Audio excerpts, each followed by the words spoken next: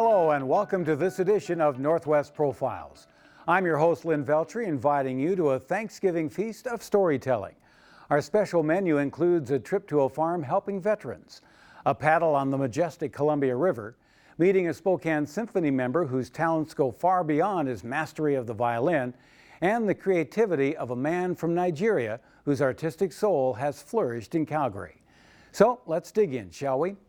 For our first course, we all know the road home for returning veterans isn't always a smooth one. But in Spokane, an idea blossomed in our own backyard. And for some of our local veterans, it's become their way back home.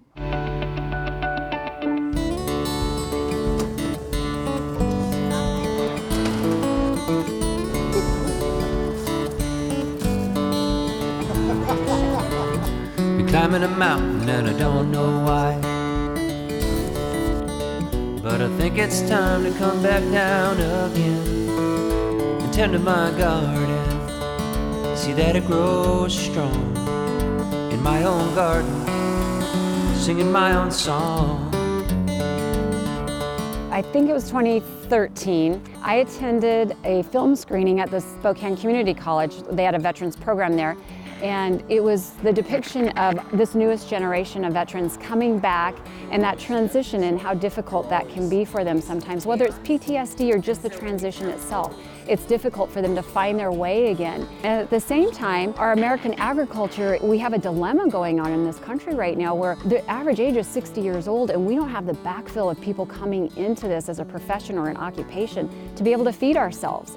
So after the film, I literally walked out that day and thought, we have to do something. I have to find a way for the Spokane Conservation District to get involved. Looking for answers way up in the sky.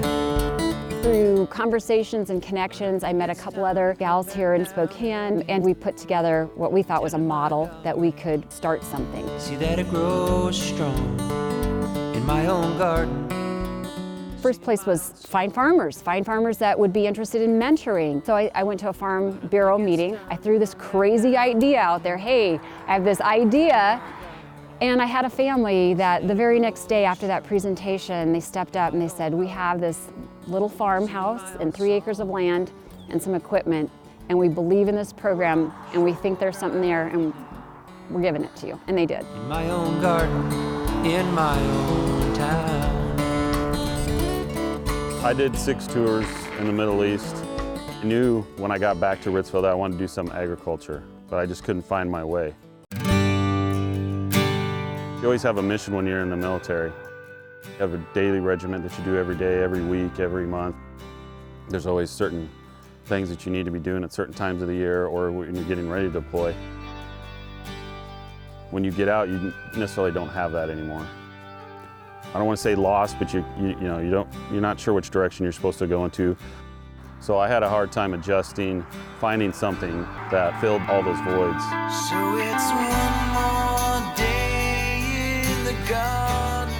Someone put it really well at one of our briefings that you spend however long you're in. So for me, it was 21 years in the Air Force. They teach you how to be an airman, how to do your job, how to be in the military. So they don't spend one day teaching you how to be a civilian. You know, your family is your family, but they don't really get it. Vets on the Farm to me is kind of my family. You know, in the military, that's kind of what you get when you go to a new base. You get kind of this ready-made family. You're not prepared for when you get back. And for me, Vets on the Farm was just kind of like finding my way back home again. It used to be that there was downtime, there was, processing time, decompression. Now it's 18 hours, you're in Afghanistan, 18 hours later, you're home, here you go back to your real life. That's hard to do. To get it right. This type of activity has taken them from a destroyer mentality to a creator and a nurturer again. And when they can do that, there's healing in that. So to have something like this now for this newest generation of veteran, to be able to help them transition into that next mission has been so well received. And I put it like this, we're either going to do programs like this and put some thought, some money, some time into it, or we're going to pay for it later. Because the suicide rate, the domestic violence, the drug and alcohol abuse, that's what's happening if we don't have effective programs to be able to offer. We go through a 12-week course, Cultivating Success, through the WSU Extension Office. They help you find your path, a business plan. I call it the big sifter. So we throw this idea in the top, we spend 12 weeks sifting it out, shaking it down, refining it, and in the end they come out with something that might be a business model or a business plan that might be bankable for them. That's the goal. For some of them, they'll be able to move on with that. For others, it may be that, you know what, that's not going to work. That's just not economically feasible. That's a good thing, that they can spend that 12 weeks figuring that out rather than actually try it and then have problems later on. So the one thing that I really get out of this is helping other people find their way to grow and to transition, to find that direction that they need to be going. Being out here, and we love our customers. It's been really fun interacting with all the people that come out to the farm stand, and they're all just kind of stoked on our products because we put a lot of love and effort into what we do out here, and it really is paying off. We do want to make money, of course, but we want to be more of the part of the community, and that's what we get from a lot of our customers. See that it grows strong. We're growing people, we're growing community, we're growing that ability for them to transition back into a civilian life again. We all need a place that we come from. To our own garden is back where we will come. If this helps one person find their self-worth, then it means everything to me. Yeah, my own garden.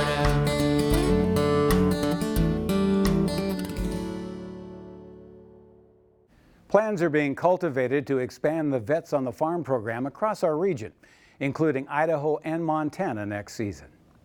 Now we transition from land to the open waters of the Columbia River. For the last 4 years, the tribes of the Upper Columbia have paddled traditional dugout canoes to one of their historic fishing sites. The journey reconnects the tribes with the river while drawing attention to the conservation work they've spearheaded to call the salmon home.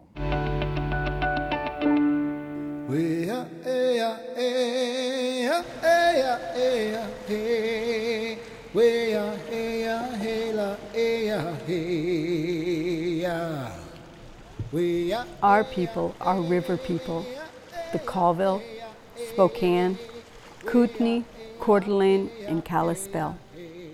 For centuries, our ancestors paddled the Columbia River to Kettle Falls, our traditional salmon fishing site. Salmon are sacred to us. With the construction of the Grand Coulee Dam in the 1930s, the salmon migration was blocked to the Upper Columbia River.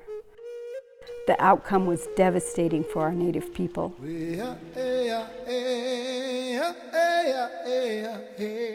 For the past 80 years, no salmon have made it past the Grand Coulee Dam to the Upper Columbia River. No salmon have made it back to the Kettle Falls and the people of the Upper Columbia River.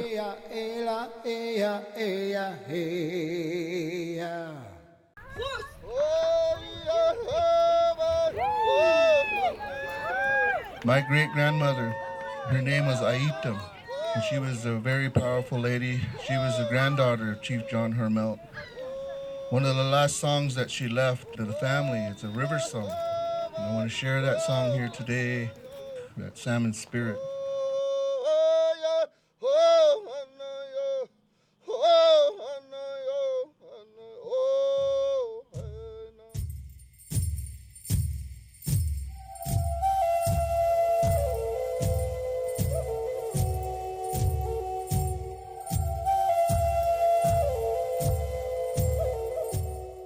For the past 4 years, the Upper Columbia tribes have joined together to paddle traditional dugout canoes on the Columbia River to Kettle Falls, our historic fishing site. I think about my ancestors that paddled this river before me. To think of the strokes that they took, the route they took, the lands they saw. The 8-day, 100-mile canoe journey reconnects our people to the water and our traditional ways. When I'm on that water and I look out on the land, I'm thinking I'm so happy to be back out on this water. It's very spiritual, so you gather things and you feel more, you see more, you do more. When you get tired, something just makes you keep going. Put a lot of our prayers and a lot of our thoughts into the water. Like every time we paddle, every time we put it into the water, we try to think of, important things to us, and it gives us strength to paddle a little bit harder every time. And just hearing all the sounds that you don't normally hear of whether it's geese or ducks or wildlife, beaver swimming by it, you really get a sense of the life that's in that river. When Native people talk about water is life, that is really what it is about understanding the flow of that water and how it is a part of you. What we need to do to keep it clean, what we need to do to protect those waters. In 2016, UCUT, the Upper Columbia United Tribes, purchased 500-year-old cedar logs from the Quinault Indian Reservation in western Washington. Each of the tribes carved out dugout canoes for that first journey. And he's like, all right, grab a tool, start chopping. But it went from one just giant tree, and inside of it was a hidden canoe. Shaving every piece of wood off of that log, it's soothing. Touching it, being a part of it, and now I think it's a part of me. You might think you know who you are, you might think you understand about yourself, but once you really step into these traditional vessels and you paddle them, you feel a whole different connection.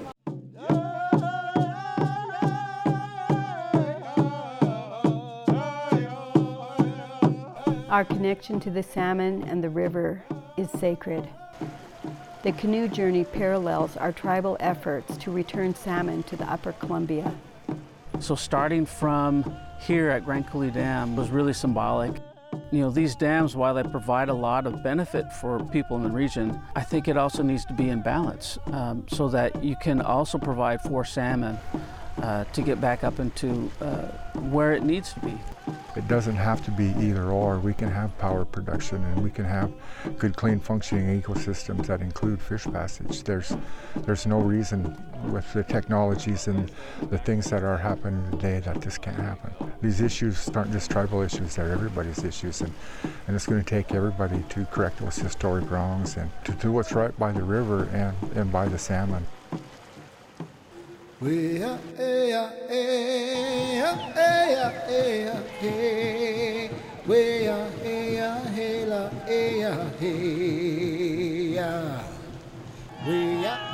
At Kettle Falls, hundreds gathered to welcome the paddlers on their final stretch of the canoe journey.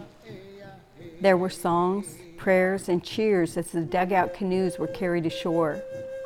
Like our ancestors before us, our tribes gathered at the river's edge for the traditional salmon ceremony.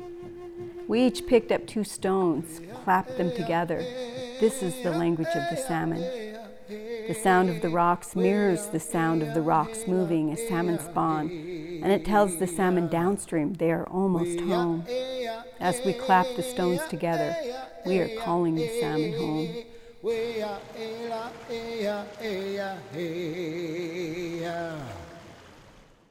Look for a new exhibition focusing on the tribe's annual canoe journey and preservation efforts at the Northwest Museum of Arts and Culture next summer. Now let's turn to the world of the arts with some questions. What's the difference between a car and a concerto, or a boxer and a drummer? Well, for one member of the Spokane Symphony, finding answers to these burning questions is a must.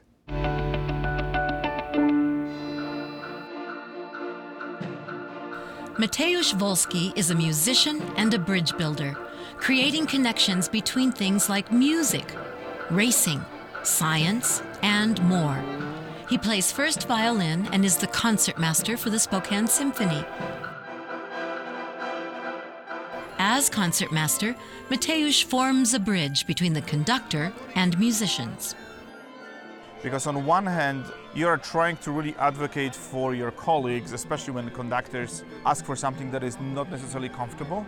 So in that moment, it's like, you know, I'm the guy that is going to have to tell and push back and say, hey, can we play it just a little slower, because I think you're going to get exactly the same results as you're looking for, but we'll be able to play all the notes on the page as opposed to just hang on for our dear life. On the other hand, sometimes the conductor comes with the crazy idea. That makes it very awkward and hard to play, but I can definitely see why they're doing it. And then my job is to convince or reinforce the conductor's vision and say, guys, we really have to try it. Let's at least give it a shot. So, you know, so I have to keep sort of switching sides. Therefore, I'm stuck between the rock and the hard place. Fortunately, Mateusz is well suited for the job. I was a kid that was pretty rambunctious, singing, dancing, banging on the piano when I was little. He grew up in Warsaw, Poland, behind the Iron Curtain, where he began his musical training at the age of 7. He was accepted into music school and assigned an instrument, the violin. Which was very devastating because we had a piano at home and I thought that I'm going to be playing piano. Today, I'm very happy that that didn't happen. And that led me to discovering playing music with other people rather than by yourself. It's a fantastic way of making friends and having a good time. Mateusz attended the Chopin Music Academy in Warsaw and then traveled to the U.S. to the Manhattan School of Music, where he made friends with the future Spokane Symphony music director, Eckhart Proy. Eckhart called me when he was looking for a concertmaster here many, many years later and asked me to essentially come and audition for the orchestra, which I did, and here we are today. 1, 2, 3, 4. After Eckhart hired Mateusz, they began thinking about trying new things, and Mateusz was put in charge of running his own concert series. We'll give you a small chamber orchestra and you can program whatever you want. And I really heard the part that he said, you know, program whatever you want. So, Mateusz began bridging the worlds of classical music and late-night comedy by establishing the M Show, a series of live performances in Spokane, where M stands for music, mayhem, and mystery. We burned the violin and viola, we dipped some percussion instruments in the liquid nitrogen, we did all sorts of things for science, obviously. I want a person from the street coming in to the M Show, not knowing anything about music or classical music particularly, and simply by having a good time, few laughs, and learning a little bit about what the instruments are like, what the musicians are like, that people shouldn't have inhibitions about coming to a classical music concert and not knowing how to dress and when to clap.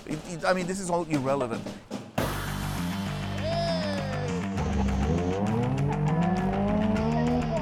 Another left turn for Mateusz has been to enter the world of autocross. In autocross, one car runs the track at a time, taking gut-wrenching hairpin turns. You know, you go 65, maybe 70 miles an hour for a split of a second, but that's about it. It's all about precision driving. Leave it to Mateusz to find connections between racing and music. Once you start racing, you cannot stop. Just as once you walk on this stage and start playing your concerto, you cannot stop and say, hold on a second, I can do it better. No, you just have to go with it. That zone when you challenge yourself for the ultimate edge of your performance, that's the most dangerous and the most exciting part of life as a musician and as well as the life of a racer.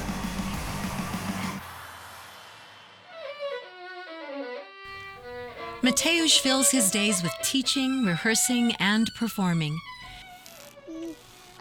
His most fulfilling connection is with family. Oh yeah, look at that.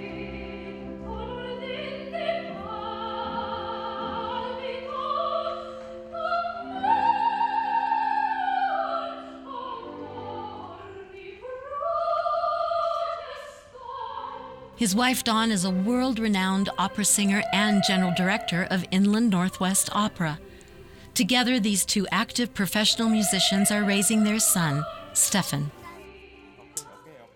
It's wonderful because you can talk about things that a lot of civilians, so to speak, would don't know how to deal with, honey, I have to practice right now, or leave me alone, I have to focus.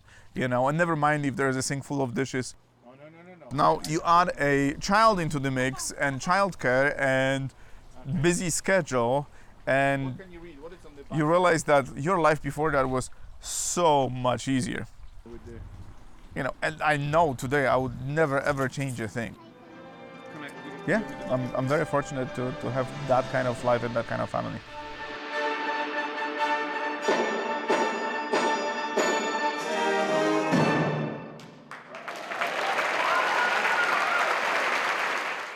Now for our final story. Truth be told, the life of an artist can be trying, demanding, and rigorous. But it can also be manna for the soul, which is precisely how an up-and-coming Calgary artist sees it. Calgary. It's a beautiful city. I love Calgary. Funeh Aliyu is a Calgary, Alberta creative who wants to make a difference with his art. He wants to create things that have yet to be created and that live beyond his existence. Born and raised in Lagos, Nigeria, Funeh began a hobby that would eventually travel with him to Calgary and bring into focus his need and desire to connect with his space through photography. I realized that just before I left Nigeria, I had this little camera, and I would go out the last few weeks before I moved to Canada. I'll go around, and I found these photos I took on the streets of Lagos. Growing up, my family traveled a lot. We would live in a new city every 4 or so years. There was constant change. It taught me that I wasn't really different. Everyone was different. Somewhere in 2001, I lost my father. And I think that was what triggered my mom wanting to move to sort of reset and restart. After following his family to Calgary in 2010, Funeh, an engineer by trade, continued his street still photography and eventually added video to his repertoire. I started the photography on the streets of Calgary.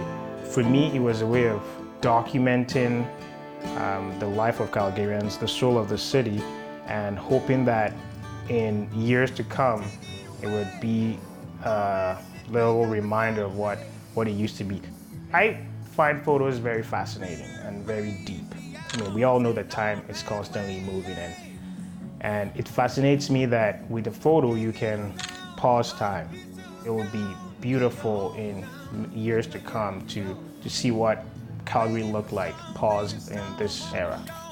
For me, photography on the streets is almost a sort of meditation where everything zones out. When I'm out shooting, there's a certain kind of laser focus that I certainly have, and I can just see stuff that I wouldn't see otherwise. The connection that my camera has given me to the city makes it very deep. Deeper than Lagos to me. And so I decided that last year, just because I was like, why am I feeling such a deep connection to the city? I had to go back to Nigeria to take photos there, to feel that same connection again. So that's how deep I feel with Calgary.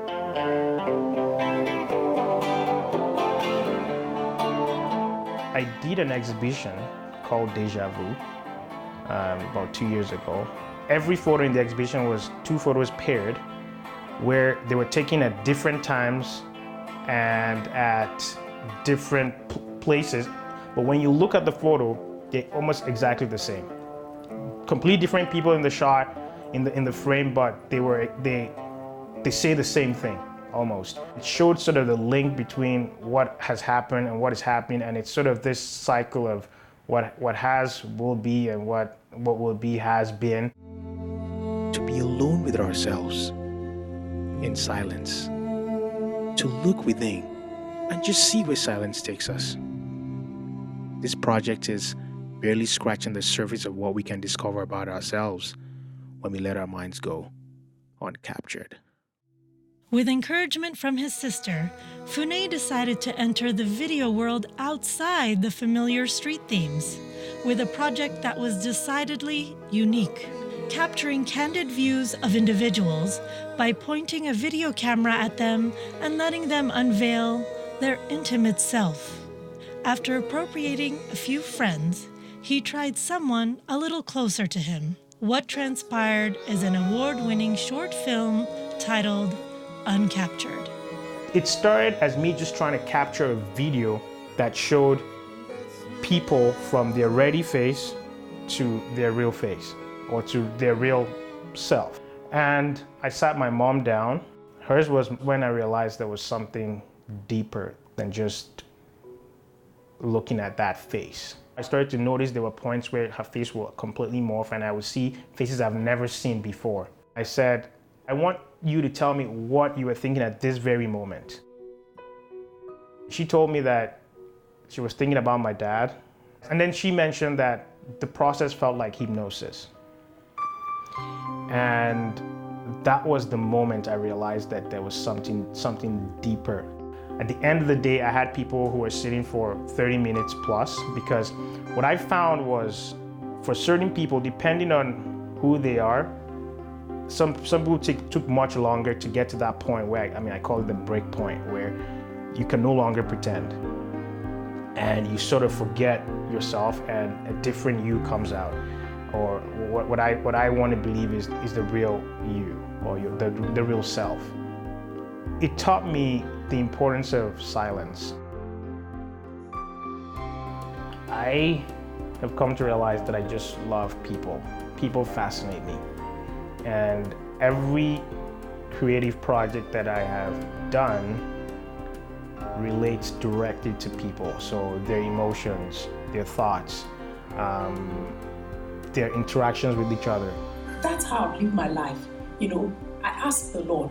Before my mom left Nigeria, she started a little grief program for other widows where she would support them with some of the strength she had received and sort of help them with their own journey. When we moved to Canada, she started to run some grief programs here. And that was the project we were recording until she passed away last month. So at this point, the documentary or the project I'm working on is now telling her story, but then now including a little bit of my own story with loss as well. There's so much about me that I don't know, and there's so much to uncover about people, and I can learn more about me by learning about people, and vice versa. And so it's just this people fascination.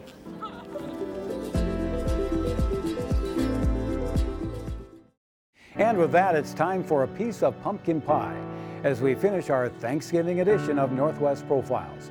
To learn more about these and other stories, simply go online to ksbs.org. Until next time, this is Lynn Veltri saying so long, and remember, living here in the inland Northwest and Western Canada provides us plenty to be thankful for. You just have to be looking. And of course, when you do, be sure you take time to enjoy the view.